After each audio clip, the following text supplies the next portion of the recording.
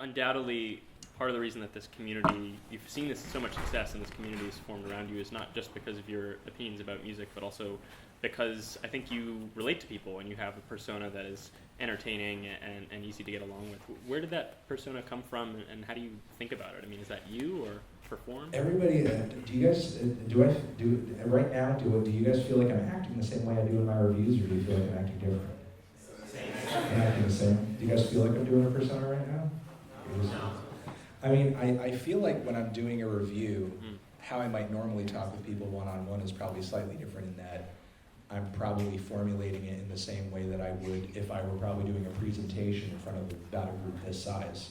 You know, so probably some of my mannerisms and the way that I talk and some of my word choice is a little different because I'm thinking about, well, what if I was talking to a small group of people? You know, and that probably comes with, I don't know, probably taking a college speaking class or something. Probably the years that I spent in radio too. So when I'm writing, I like to just think I'm writing for a small group of people for a presentation. So in that sense, I'm probably not 100% in my natural state, you know? But outside of that, I wouldn't really call it a persona. And it's funny because people do call it a persona. It's even funnier because I literally do have a persona a few feet away from me in the room in a sweater and a fake mustache. That's a persona. That's a persona. When I would put on an undershirt and sunglasses and an orange beanie to that was a persona. That's very much me being very inauthentic and just being very like, let's just be and say the worst things and be the worst unlikable kind of person with just like really shitty, detestable worldview and so on and so forth. That's an overaction, you know, and an exaggeration. But outside of that, like when I'm just doing reviews, I don't feel like I'm being a persona. I just feel like I'm just giving my honest opinion and just trying to talk in the same way that I would to a group of people. And I think that just being talked to in a way and music being talked about in a way, whether it's, you know, some super deep, pretentious art, rock, experimental shit, or, you know, just whatever the latest fucking mixtape is, talked about in an equally serious fashion, I think people relate to that. You know, I think trying to talk with people in a conversational fashion about what it is about the music they like makes it so great is probably the most, at least I saw as making sense. You know, honestly, when I was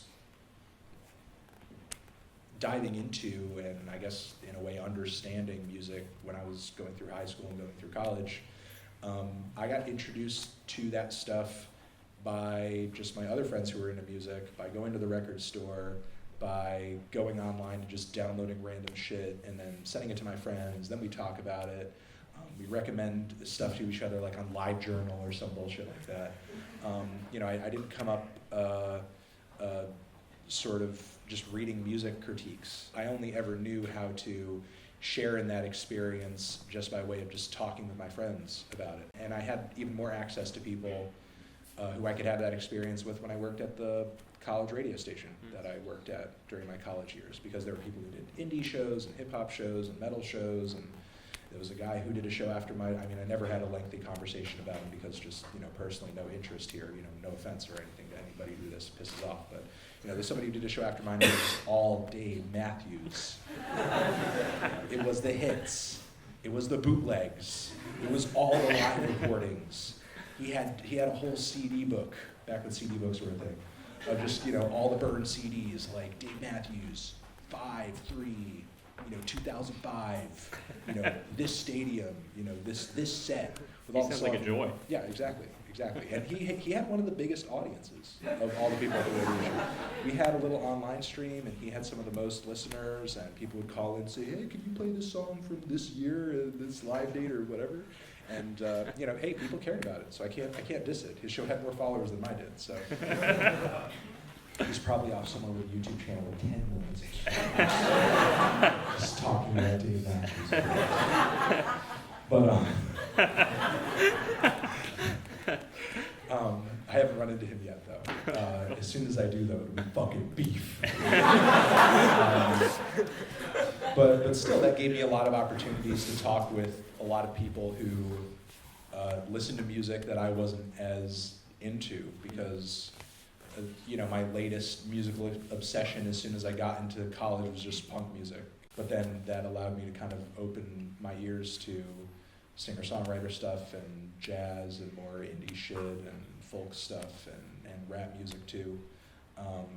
So I just basically took that little bit of experience that I had, sort of just kind of sharing in the musical experience, and just kind of brought it onto YouTube,